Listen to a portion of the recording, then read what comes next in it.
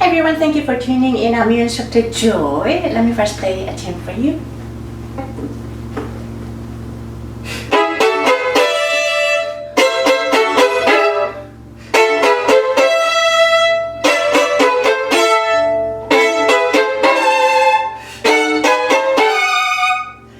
This was a little excerpt from Brahms' Concerto.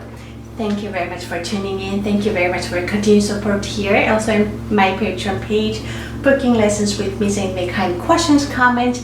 I really appreciate.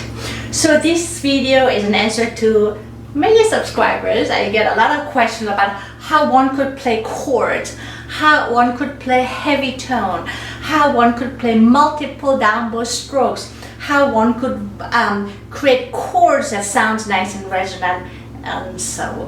Those are all very valuable questions. As soon as you get more advanced with advanced repertoire, there comes a lot of chords. Particularly this kind of chords, whether it's 3 or 4 notes, it's difficult to play because it's very fast. It does not allow us to get much time to get ready, and constantly moving. And not only left hand but the right hand has to just great control that each tone has to sound with a great resonance, and that also in tune, of course. Now I'm going to show you a couple of things. So let's start with a forte tone, strong tone, heavy tone. If you want to get a strong tone, or heavy tone, use a heavier part of the bow, which is near the frog, near the tip. That's lighter part, that's for something else. Here you're on a strong tone, use heavier part, so place the bow near the frog. And also you want to use all hair, so instead of tilting the bow hair, we sometimes like to do, but place all the bow hair flat. Now normally when you're near the frog, we like to raise wrist a bit and elbow to make the bow lighter, but in this case you need all the bow away, so lower your wrist and allow the grip go even deeper. This is how normally we hold the bow, a little nice and a light curve.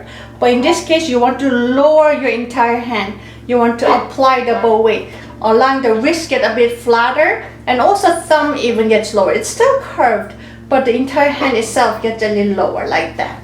Yeah, and then see if you can create fast down bows on 2 strings only, D and A string.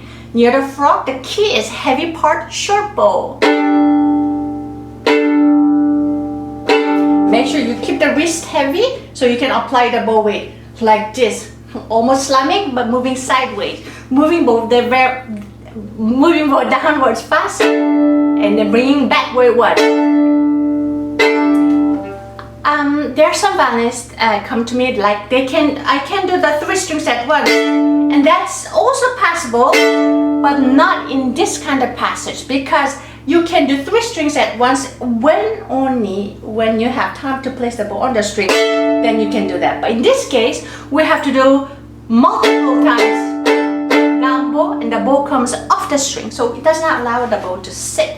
Therefore, so what we have to do is first work on 2 strings, creating resonance, keeping the bow deeper with a deeper grip and the wrist a bit lower, using heavy part of the bow, short and flat hair. Then now, at the end of the bow, you lower your right elbow tiny bit, catching E string fast like this. This is your open E. You should always hear resonant E string. If you feel comfortable, then you do multiple times. What you do not want is, of course you don't sound like that. This is what you do not want it. You want the violin to resonate here.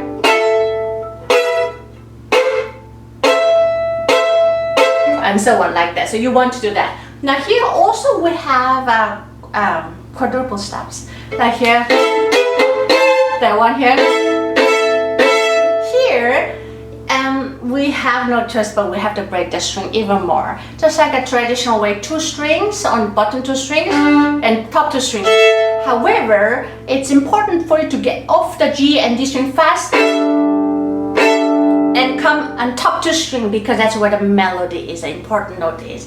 Common mistake that I see in my teaching studio, whether it's chords long or short, a lot of violinists play a lot of bow and with most weight, and very little bow on the top string, something like this. And this is something to be avoided for two reasons. The melodies on the top two strings, and also one should not go away from the heavier part. Use short bows and get off G and D fast.